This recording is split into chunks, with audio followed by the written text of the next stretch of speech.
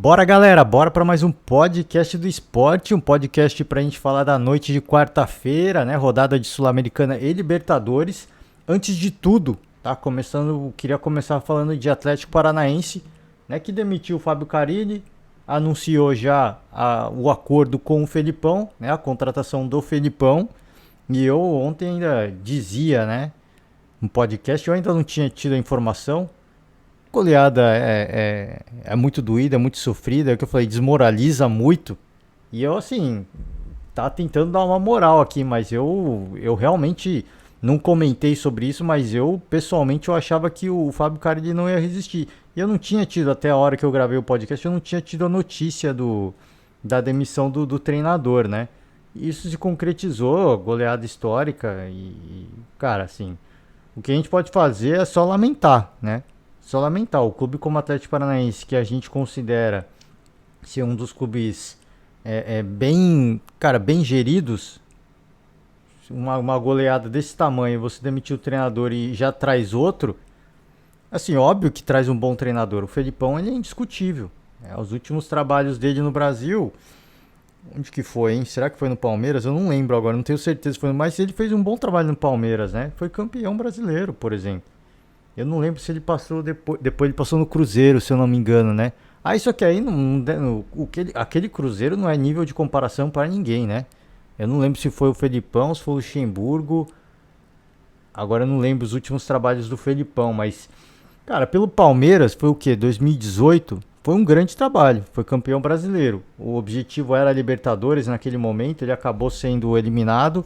E o Brasileirão veio como uma grata surpresa, né? Recente, pô, a gente tá em 2022, foi 2018, ele tem um título recente no currículo, então, assim, honestamente, eu peço desculpas ao torcedor aqui, porque eu não levantei informação dos últimos trabalhos do Felipão, né?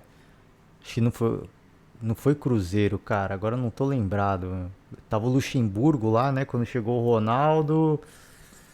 Cara, foi uma bagunça aquele clube, também não lembro, cara, assim, de verdade, não lembro. Peço perdão ao torcedor aqui, mas repito, falei e repito, assim, tem um título recente, 2018 com o Palmeiras, que pode dar certo. Pô, eu achei que o Fábio Carille fosse dar certo também. O Fábio Carille não durou nem um mês. Assim, é lamentável, né? Esse é o futebol brasileiro, infelizmente. E mesmo os clubes bem geridos, como é o caso do Atlético Paranaense, a gente vê amadorismo também, né? Em certos momentos. Então, a gente só pode torcer pelo melhor, né? Melhor pro Fábio Carille, melhor pro Felipão, pro Atlético Paranaense, que é uma, repito, eu gosto muito porque é uma equipe bem gerida, mas você vê que no futebol não tem nada, às vezes falta o profissionalismo, né? Assim, o coração, né? A pressão da torcida é tão grande e às vezes do próprio torcedor interno, né? Que compõe a gestão, que aí não tem o que fazer, não tem como segurar. Então a gente lamenta muito, torço muito por um bom trabalho do Felipão à frente do Furacão, e é isso, né? É lamentável o que aconteceu. Falei ontem, né? Imagino que o Atlético não se preparou de forma adequada para fazer esse jogo na altitude e acabou culminando aí com o término aí desse ciclo do Fábio Carille no Atlético Paranaense. Tá, vamos à Sul-Americana agora, hein? Atlético Goianiense e Defensa e Justiça 3-1, um jogo que parecia estar fácil, o Atlético sofreu um pouco, mas segurou a vitória, mantém aí a liderança do seu grupo, né? O Atlético Goianiense é uma das equipes brasileiras que vem fazendo uma boa campanha na Sul-Americana. É o líder de momento, está empatado com a LDU, os dois com 9 pontos, mas é o líder de momento. Tem mais saldo de gols o Atlético e fazendo mais, bem que saiu com saldo de um gol dessa partida, mas fazendo 3 gols, né? É importante. Você fica com bastante gol. Bem que a LDU também marcou 8 gols, né? Então, enfim. Mas a LDU toma mais gols também que o Atlético. Jogo difícil, jogo complicado, né? Defesa e Justiça é uma equipe que sabe jogar esse tipo de competição. Nada venceu a Recopa Sul-Americana para cima do Palmeiras, né? No ano passado. Então é a equipe que é enjoada, né? Os caras sabem jogar, sabem endurecer o jogo e foi assim, né? O Atlético sofreu um pouquinho, mas importante é a vitória, mantém o sonho vivo, é o líder de momento, tem mais 2 jogos e tem tudo para se classificar. torço para isso, né? Torço para isso. A gente sabe que Defensa e Justiça, a LDU, por exemplo, também tem muito mais tradição em competições internacionais, sim. Mas a gente tem que torcer para os brasileiros e eu acredito que é possível sim, tá? É uma equipe muito...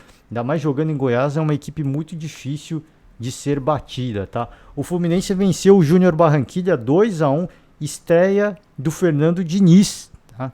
Então é importante a vitória para dar moral, tá? Para seguir sonhando com uma possível classificação. O Fluminense tem 7 pontos, é o segundo colocado. O Júnior Barranquilla também tem 7 pontos, tá? É o primeiro colocado, mas né, hoje, né, quinta-feira, o União Santa Fé vai pegar o Oriente Petroleiro. E se o União Santa Fé vencer, né, ele vai para a liderança. O Fluminense fica na terceira colocação com apenas 1 ponto de distância. Se isso acontecer, ficaria empatado com o Barranquilla com 7 pontos e a classificação ainda é bastante possível. É complicada, sim, porque está todo mundo muito próximo, mas uma classificação bastante possível. A gente torce para isso, né? Eu torço para isso, que infelizmente não deu liga a os últimos momentos do trabalho do Abel Braga. A gente espera que o Fernando Diniz consiga. E eu, quando foi anunciado o Fernando Diniz, eu falei aqui, o time do Fluminense tem peças que são muito interessantes para o estilo de jogo do Fernando Diniz. Então eu espero que consiga fazer valer, né, esses jogadores, né? O bom momento, por exemplo, do Ganso, o Cano, que é um grande oportunista, um cara que aproveita as oportunidades e põe a bola para a rede. Então, assim, a gente só pode torcer pelo melhor, né? Já primeiro passo, primeira conquista aí, importante para dar moral, para dar sequência, para dar confiança. A gente fica na torcida para que o Fluminense... Difícil, sim, tá muito embolado, tá todo mundo muito próximo, mas não estão distantes em pontuação, né? Que eu falei aqui, se o União Santa Fé vencer, fica com 8 pontos, né? Um a mais que o Barranquilla e o Fluminense. Então é totalmente possível ainda. Tem que seguir focado se quiser, obviamente, né? De repente a equipe entende que o Brasileirão é o foco principal. De repente sim, é possível também, né? É óbvio que pro torcedor, a gente sabe que o torcedor tem que ganhar tudo. Então eu imagino que não tem esse tipo de planejamento, né? É jogo a jogo, a gente tem que se classificar na Sul-Americana, até porque não passamos na fase de grupo para a fase de grupos da Libertadores. Então eu acho que a Sul-Americana é um objetivo que a gestão almeja e que o torcedor também. Então ainda segue possível, essa vitória foi fundamental. Aí tá no páreo, tá na briga, né? Eu vou seguir torcendo, eu vou seguir acreditando, né? Diferente dos rivais que vão torcer contra, obviamente, né? Essa é a graça do futebol. A gente não pode negar isso. Talleres e Flamengo, 2-2. Partida que o Talleres abriu 2 vezes, né? Abriu o placar. Cara, assim. O Talleres abriu o placar. Aí o Flamengo empatou. Vamos dar só o resumo já. O Flamengo empatou. O Talleres fez mais um. O Flamengo empatou de novo. Então, mostra. Primeira coisa, assim. Não vou comentar dos gols daqui a pouco. Primeira coisa, mostra a resiliência dessa equipe, né? É uma equipe que apesar de não ter apresentado um bom futebol, apesar de defensivamente ser uma equipe muito fragilizada, meio campo para frente é uma equipe muito boa. Assim, é inegável a qualidade do meio campo ofensivo do Flamengo. É inegável. Assim, é muita qualidade. E agora o problema tá no meio campo para trás, né? A gente sabe, né? O Pablo se machucou de novo, por exemplo. O Pablo acabou de voltar, né? Qual que é o problema com o departamento médico do Flamengo? Assim, é algo... chega a ser bizonho, assim. A gente está tentando entender. Tinha que vir alguém e falar, olha, é isso que está acontecendo, né? Se não é culpa do departamento médico, também fala. Então, como o Pedro se manifestou recentemente, falando que ele cuida da carreira, se ele tivesse se manifestado antes, o Pedro, teria gerado muito menos burburinho do que gerou. Se ele tivesse falado antes, por exemplo, do Luizão, né? Para quem não viu, o Reis da Resenha, podcast da Jovem Pan, com o Luizão, que ele falou do Pedro, né? Falou que o Pedro é meia boca, que ele é um fraco porque ele não sai do Flamengo, fica no banco do Flamengo. Aí o Pedro agora fala que ele cuida da carreira dele, vai seguir servindo o Flamengo assim, vai dar o sangue em todas as vezes que ele tiver a oportunidade. Legal isso, mas ele devia ter falado antes, né? teria gerado muito menos barulho. Falou, ó, vocês estão querendo agitar a coisa aí, mas não vai rolar. O Pedro vai ficar lá porque ele é profissional, né? E aí, se tivesse falado antes, teria feito muito menos barulho, né? Essa situação toda. Enfim, né? É a coisa do departamento médico do Flamengo também. A galera tem que vir falar, pô, ó, vocês estão falando que a culpa é nossa, mas não é culpa, a culpa não é nossa, assim. O Rodrigo Caio teve uma infecção pós-cirúrgica. Aí explica o que está acontecendo com os outros também, né? Senão fica só especulação, aí fica todo mundo falando, o departamento do Flamengo é uma porcaria. E às vezes não é. Por isso que a gente fala, pô, dá um passo à frente, fala com a imprensa, explica o que está acontecendo. Né? Porque tem um problema, isso é fato. Assim. O Flamengo tem um problema defensivo muito grande. Ofensivamente é uma equipe muito boa, assim, é uma equipe que sobra. Para mim, o meio campo ofensivo do Flamengo é melhor até que do Galo. É o melhor do Brasil. Tá? É que o Palmeiras joga mais tempo junto, por isso que é mais eficiente. Tem também aí o conjunto como um todo funciona melhor do Palmeiras, né? Juntar todo mundo, o conjunto é muito melhor, por isso que o Palmeiras é muito melhor. O Galo também tem muita qualidade, mas para mim o Flamengo tem muito mais talento, né? Qualidade individual de jogadores que podem tirar um coelho da cartola a qualquer momento. Então tem um problema. Agora sim, agora falar dos gols, né? Primeiro gol do Tadieres, o gol contra do William Arão. Cara, assim, que gol bizarro, cara. Que gol bizarro, cara. Sim, eu tô falando, se você não viu, olhe, porque, cara, foi um gol bizarro. Não sei se vocês viram o gol quando o Corinthians enfrentou o Deportivo Cali na Neoquímica Arena, o gol do Corinthians foi um gol contra do Cali, né? Sim, naquela altura foi um gol bizonho. Esse gol do William Arão foi um gol bizonho, assim, assim, da mesma grandeza. Da mesma grandeza, assim, não tinha ninguém perto do jogador para contestar qualquer coisa. Foi uma bola que não foi nem um chute pro gol, foi meio que, assim, chegou até a ser uma bola recuada pro Santos. O William Arão dá um carrinho e cobre o Santos, fez um gol de centroavante, né? A la Caleri, né? Então, assim, um dos gols mais bizarros dessa Libertadores tá aí junto com aquele do Cali contra o Corinthians, tá junto contra o Corinthians, não, a favor do Corinthians, né? O gol foi a favor do Corinthians. Tá junto aí, acho que os dois lances se disputam aí dos lances mais bizarros dessa edição da Libertadores, tá? O Flamengo empata com um golaço, mas, assim, é impressionante. O gol do William Arão foi bizarro assim, de sem noção. Na questão negativa, no aspecto negativo. O gol do Arrascaeta foi bizarro de sem noção no aspecto positivo. Cara, ele levanta os braços, ele pede a bola, ele recebe. Cara, assim, ele não fica enrolando. Ele recebe, só domina e chuta. Um foguete, né? A lá Marinho, minimício aleatório, mas do Arrascaeta não tem nada de aleatório. Ele sabia exatamente o que ele queria quando ele pediu a bola. Ele recebe e ele já, mano, ele tava com o espaço aberto. Ele já recebe e chuta. Ele não é como aqueles jogadores que, dá uma ajeitadinha aqui, ali, tenta dar um drible. Não. Se ele viu que tava aberto na frente dele, ele recebeu, só deu uma dominadinha de leve e já chutou. Ele sabia o que ele precisava fazer. Ele fez um baita de um golaço. Assim, é muita qualidade. Eu falei, vou repetir. É muita qualidade esse meio campo ofensivo do Flamengo. Aí o Tadieres empata, né, num erro de marcação do Isla. O Isla tá difícil, cara. Assim, vai ficar complicado. Aí chega, pede impedimento, mas, pô, acompanha a jogada, né? Pede impedimento, mas acompanha a jogada. Não acompanha a jogada. Não é muito bom marcador o Isla, essa que é a verdade, né? Esse é um problema muito sério, assim. Ele continua entrando na grande área para participar defensivamente, mas ele não tem essa noção de zagueiro. Ele não tem essa percepção de zagueiro. De que você tem que marcar o jogador, né? Não ficar de olho só na bola. Ele não tem essa percepção de olhar quem está em volta, se o cara está bem posicionado, se tá impedido.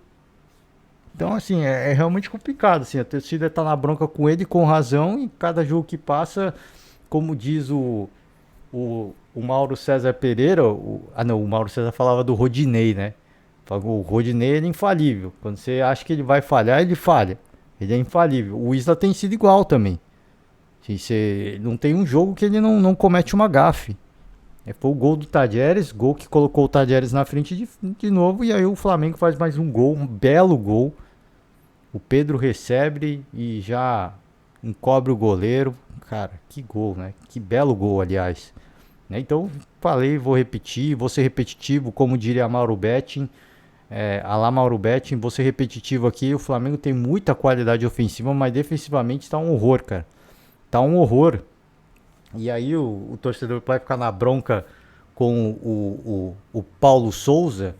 Mas, cara, o Paulo Souza, infelizmente, ele é refém assim, do que está acontecendo. Ele não tem peças de reposição no setor defensivo.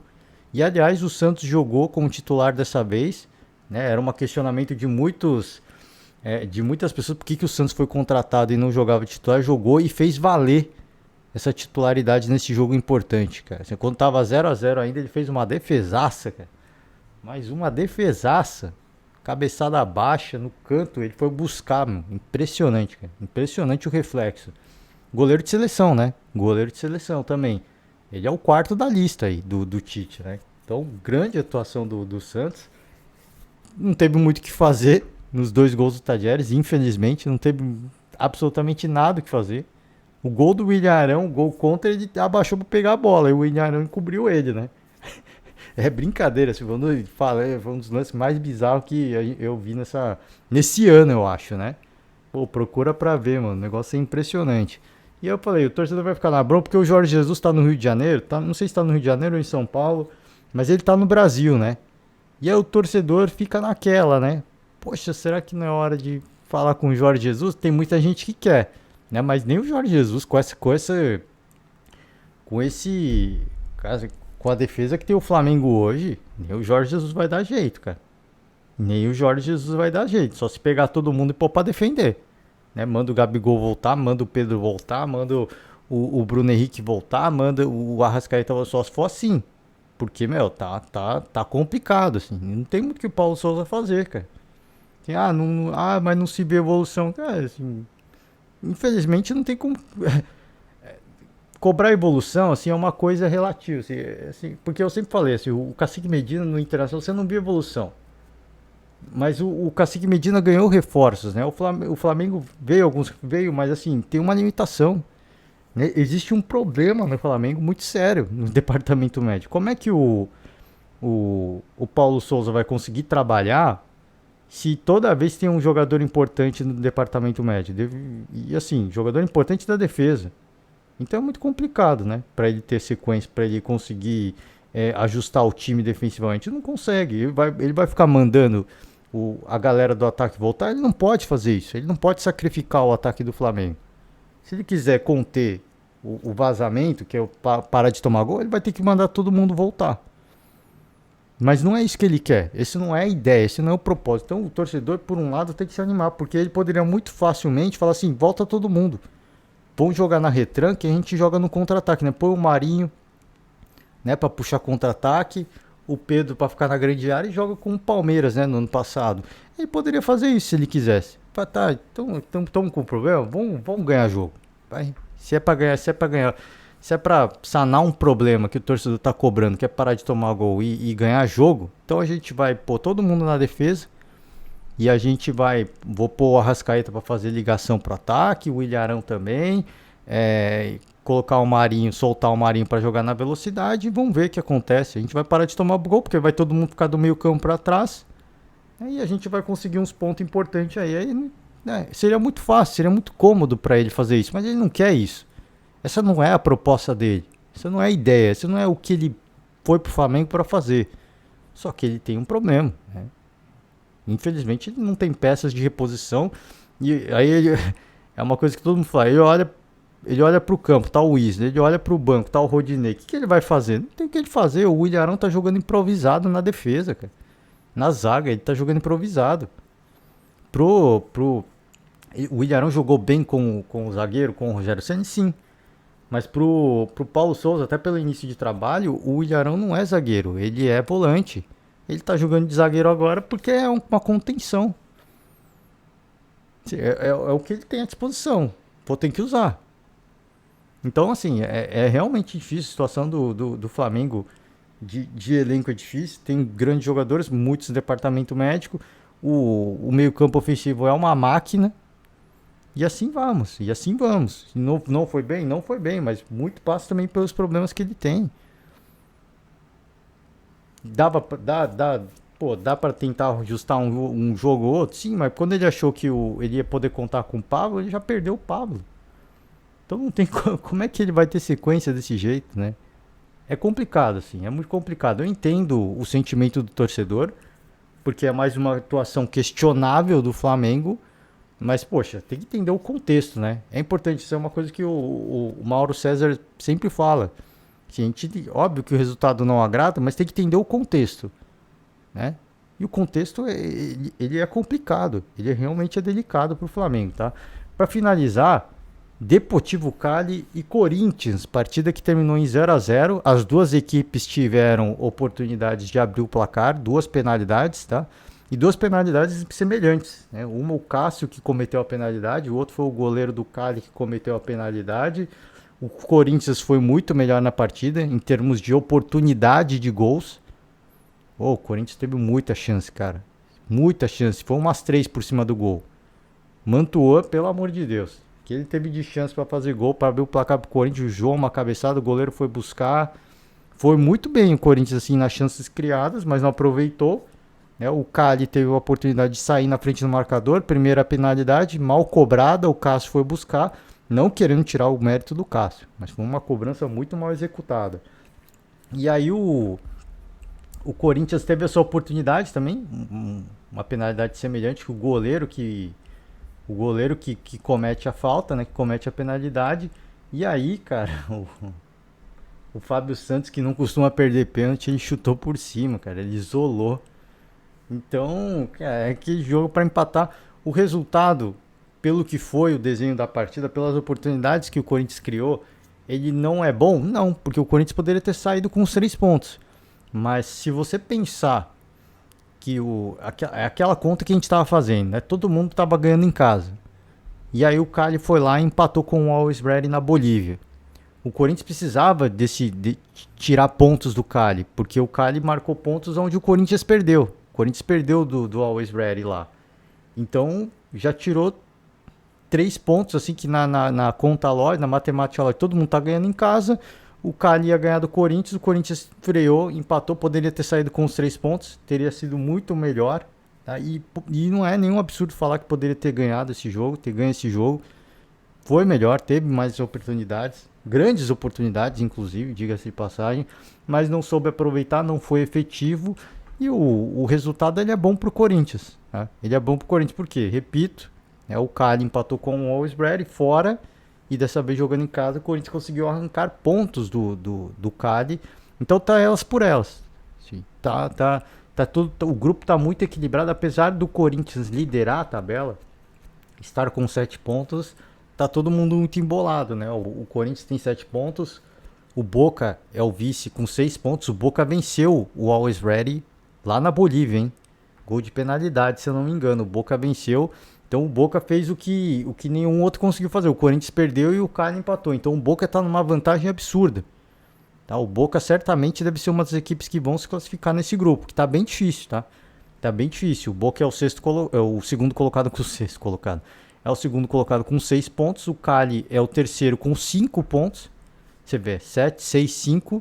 E o Always Ready é o lanterna com 4 pontos. Então todo mundo ainda tem chance de se classificar. Por isso que assim, não dá para se acomodar ainda.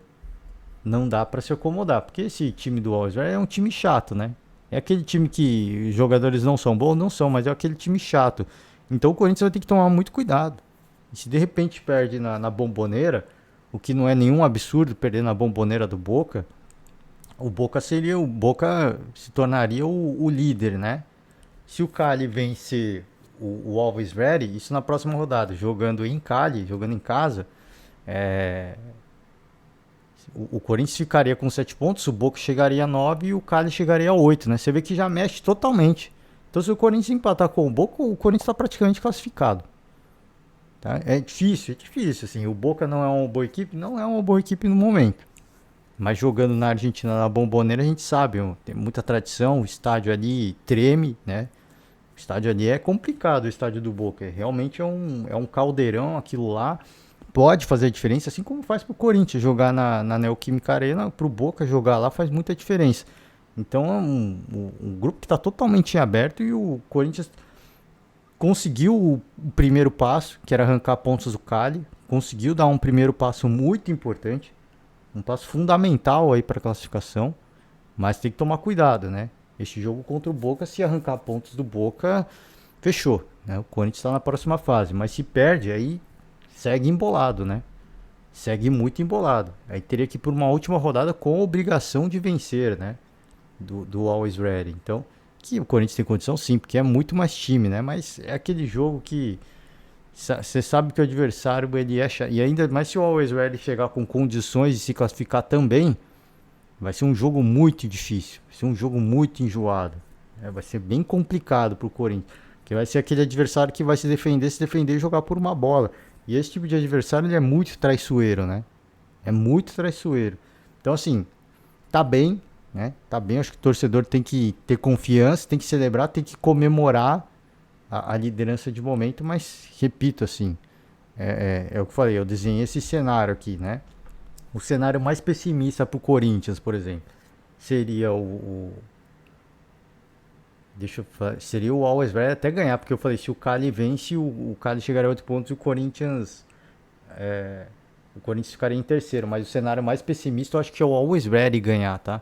Então se o Boca ganhasse, né, o cenário mais pessimista é o Boca ganhar do Corinthians na próxima rodada e o Always Ready ganhar do Cali. Aí isso seria o pior dos cenários. Por quê? Porque o Cali empataria com o Corinthians em 7 pontos e na última rodada as duas equipes chegariam, né, tendo a obrigação de vencer. Então seria muito complicado, né? Você pega um adversário que sabe que está empatado e que vai jogar no contra-ataque, sabe da qualidade do Corinthians. Então seria muito complicado, né? Se o Cali vence, aí a última rodada seria entre Boca e Cali, né? E aí assim, se o Boca vence o Cali, aí o Corinthians só vencer parece que é fácil, né? Só vencer o Alves se classificaria. Seria um cenário muito melhor. Próxima rodada seria um cenário muito melhor. O Corinthians empatar ou vencer o Boca, né? Certamente seria o cenário perfeito. Mas repito, é difícil, assim. Ganhar do Boca lá é muito complicado. Poucas equipes conseguem prevalecer para cima do Boca na Bomboneira. Mas deu um passo importante. Falei, foi muito bem. O Corinthians está se ajustando. Tá? O que o Corinthians está conseguindo fazer gol no Campeonato Brasileiro, né? Faz um gol ali, né? Um pouquinho de sorte, leva em umas partidas. Na Libertadores não tá dando essa sorte, hein? Tirando o jogo contra o Cali, né? Jogando na Neoquímica Arena, dessa vez não foi feliz. Né? Perdendo direito a perda de pênalti do Fábio Santos, que não costuma perder pênalti, é muito eficiente na cobrança de penalidade. Então, mas fez um resultado importante. O empate contra o Cali era fundamental, né? Arrancar pontos do Deportivo Cali. E o Corinthians está muito no par, assim. Acho que deve passar, acredito que deve passar. Mas tem que ter cuidado, né? Sempre com responsabilidade. O Corinthians está se ajustando, está melhorando. Né? A gente já vê um time com muito mais corpo, né? Vai seguir fazendo o rodízio do seu elenco, que deixa muita gente indignada, mas tem que fazer. O Vitor Pereira já falou isso, está dando resultado. A gente está vendo o resultado dentro de campo. Né? Não ganha, são placares econômicos, não agrada o torcedor, não agrada, mas é uma equipe que está em formação ainda, né? E assim, o Vitor Pereira não vai montar só um time titular. O Vitor Pereira vai montar um time para disputar todas as competições. E não adianta a diretoria falar, não, a gente quer a Libertadores. Não, não interessa. Não tô aqui para isso. Tô aqui para disputar tudo. Sou o líder do Brasileirão, como é que eu vou abrir mão disso aqui? Não vou abrir mão disso aqui, não. Eu quero tudo, né? O cara vai querer tudo. E para ele fazer isso, ele vai seguir fazendo a gestão do elenco, rodando, fazendo rodízio e assim vai. E o Corinthians está ganhando corpo, isso é importante, né? É um grande treinador, né? O trabalho e o currículo dele fala por si só. E eu imagino que ele consiga fazer um bom trabalho no Corinthians, mas a galera, os jogadores que vieram, os medalhões, né? Que vieram aí com essa carga de responsabilidade, com essa carga de experiência, ainda estão devendo, né? Alguns, o Paulinho acho que se machucou, né? Então estão devendo, assim, não estão tendo sequência. Mas a galera que está entrando está dando conta do recado e é o que eu falei, isso que é importante. né? É isso que é o importante. Se a galera que chegou para resolver não tá resolvendo, os que estão entrando estão resolvendo, né? E estão ganhando moral, estão ganhando confiança, a equipe tá marcando pontos importantes e assim segue, né? Assim segue o líder no Brasileirão e segue o líder no grupo do Corinthians na Libertadores, tá? Então é isso, gente. Por hoje eu vou fechar o podcast, né? Hoje, noite de quinta-feira, né? A gente vai ter Fortaleza e River. Aliás, esse empate do Flamengo fez com que apenas Palmeiras e River Plate neste momento sejam as únicas equipes com 100% de aproveitamento, tá? Se o Fortaleza conseguir uma vitória ou empate, o Palmeiras se torna aí a única equipe com 100% de aproveitamento e tem tudo para terminar com 100% de aproveitamento a primeira fase, né? Tem tudo. Então a gente vai ter Fortaleza e River, jogo muito difícil, tá? Muito difícil. O momento do Fortaleza é péssimo, é horrível, e eu acho que o Fortaleza tem que abrir mão da Libertadores já, tem que focar no Brasileirão já. Esse jogo tem que pôr time reserva e assumir a derrota, porque o foco tem que ser o Brasileirão agora, né? Jogar por empate de repente essa partida, né? Porque aí busca uma vaga na Sul-Americana, porque não pode mais deixar passar uma rodada de Brasileirão sem pontuar. Bragantino vai enfrentar o Vélez, né? Partida importante, o Bragantino seguir o seu sonho de classificar para o mata-mata de Libertadores. A gente na Sul-Americana a gente vai ter o São Paulo, o Internacional e o Santos entrando em campo também. Então a gente vai acompanhar a vida dos brasileiros dentro de campo. O São Paulo mais uma vez aí deve entrar com um time bem mesclado. O Rogério Ceni fazendo bastante experimentos, até porque vem de um clássico, né, de muita intensidade contra o Santos. Então deve ser mais um laboratório de experimentos bom para o Rogério Ceni. Segue 100%, né, na Sul-Americana, está conseguindo rodar, está conseguindo fazer essa gestão, está encontrando novas peças, fazendo essas rodagens, e é importante, né, fundamental para a sequência da temporada do São Paulo. E o Santos também a gente vai ver como é que vai se comportar após a derrota do Clássico, né, que foi muito... Santos se sentiu muito prejudicado, né, tem o direito de contestar, eu não acho que tem por que o Santos reclamar, tá, porque o lateral, independentemente se for a favor do Santos ou não, o time não pode desmontar defensivamente e tomar o gol. Assim, e ainda, o São Paulo não ia nem marcar o gol, né? Não ia nem marcar o gol. Foi uma penalidade ali, foi um erro coletivo, então não tem o que reclamar, né? Até porque a lateral não é lance passível de revisão do árbitro de vídeo, então, assim, reclama, mas, né? O erro quem cometeu foi o Santos, assim. O lateral poderia ter sido para qualquer um. Agora você não pode cometer uma penalidade como foi cometida. E aí você entregou o jogo, né? Então é mais fácil culpar a arbitragem do que... Enfim, né? O Santos quer reclamar, tem o direito de reclamar, mas eu acho que tem que focar no seu futebol, né? É óbvio, assim, pro torcedor, pra gestão, né? Frente a outros equívocos que aconteceram desfavorecendo a equipe santista, é óbvio que machuca, né? Mas nesse jogo contra o São Paulo, eu não acho que houve um erro crasso da arbitragem, de forma alguma. Houve erro do Santos, né? Houve erro do Santos, porque se o lateral fosse pro Santos, né? Sim, a arbitragem deu pro São Paulo, isso não prejudicou o Santos. O Santos era só voltar a marcar, né? Em vez de bater boca com a arbitragem, era só voltar para marcar, é mais um lance de jogo. O lateral foi no meio do campo. É só um lance de jogo, né? Todo mundo volta, recompõe, a gente se defende e recupera a bola. É isso. Mas não, prefiro ficar reclamando. É o que eu falei. Eu fiz até a comparação com a final da Libertadores contra o Palmeiras, né? Foi querer entrar numa discussão, numa onda, se desconcentrou, o adversário aproveitou a oportunidade e fez. Então você vê que outra equipe rodou bastante o elenco e mostra que essa desconcentração faz diferença, né? O adversário sabe punir. Tem um adversário ali querendo ganhar jogo, né? Vamos ver como se comporta o Santos aí, Universidade de Quito. E é isso, gente. Por hoje eu vou fechar. Vamos acompanhar a vida dos brasileiros na noite de quinta-feira. E amanhã a gente está de volta para repercutir um pouco mais dessa rodada, tá? Gente, valeu demais. Forte abraço e até amanhã. Tchau.